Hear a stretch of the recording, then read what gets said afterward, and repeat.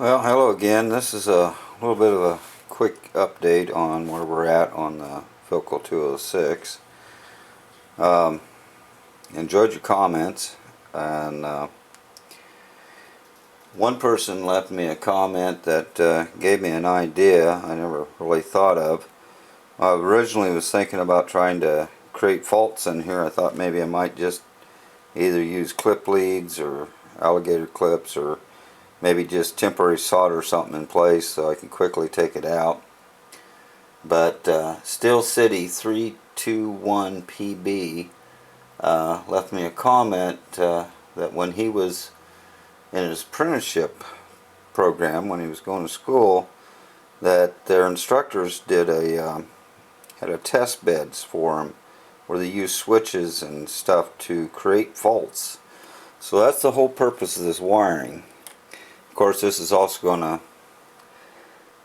contend with a possible having stuff to deal with wire management and wire dressing, so I'm sure it will make some noise and hum when it's operating. But we're going to connect these leads up to a switch bank here and be able to create faults, and then when I'm done I'll be able to just disconnect the wires and then hook up the components when I'm done with the radio. But this is where we're at. Got a little ways further to go. This little creation here was kind of an interesting situation. Since this chassis is technically not hot, it has a B- rail in it. In other words, the B- is isolated from the chassis, and when they do that, they generally for twofold reasons. One, if you isolate the chassis and you don't do anything more than that, it can actually develop a charge on it from the fact of just the wiring alone. So you need to be able to have a pathway to get rid of that. And the other thing too is in a lot of cases they also want to create some pathways for signal to keep this from becoming an antenna also, or between different sections of the circuitry, as well as outside noises. So what they do is on the schematic they'll set up a circuit like this where you'll have a resistor and a capacitor and sometimes an inductor. This denotes chassis ground, or the chassis, and this denotes the B-. It connects the two. Well, that capacitor, unlike a lot of them, would have the winding on the outside. It actually was on the inside. So the best way to do that was I had to create my own, because once you unstuff it, you lose the winding. So I created my own little inductor on there. It doesn't take much, just a few turns, and that's all it's really necessary to create the circuit here. Some other things I found out that I think the SAMs itself, or wherever they got the schematic from, whether they created it or someone else did, like Philco, and then they made a copy of it. There's a couple things which are absolutely wrong on it. For one thing, this ground here, as well as here, shows B- ground. That's actually chassis.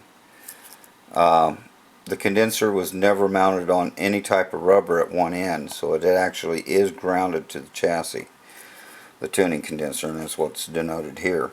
The other thing is, a lot of times you'll ground your speaker, and the speaker was not mounted on rubber, and so consequently this actually goes to chassis. So I thought I'd point that out. But we've got her quite a bit ways back together. It'll probably stay upside down. I cleaned up the chassis as good as I could. Got the dial cord reran. I got a few more things to do on top here, but as far as hooking up a couple wires there. And so hopefully in another day or two I'll be completely done, get my switches wired up, and we'll be able to do a video. And it'll probably take a couple videos to go through the entire creating faults and troubleshooting them out. And I've been thinking about if it takes more than one video, if it looks like that's what it's going to do, which probably will be, probably taking at the very end of each video I'll create a fault and go ahead and run some voltage tests and stuff so you can see what it is, and let you guys kind of try to guess before the next segment comes out in your comments what you might think might be what the fault was. There is no prize for it other than knowledge, so but it's kind of a fun process. So hopefully we all learn something from this. I'm not sure how this thing's going to completely react on all the faults I've put in here, or will be putting in here, because some of them may, usually a lot of times, acts totally differently on every different kind of radio. There are certain faults that kind of play funnies on you. So this could be a rather enjoyable process. So anyway, this will be part 2 on the 206, where it's actually a 48 206 on the Philco. So until next time, thanks for watching, and thanks for your comments.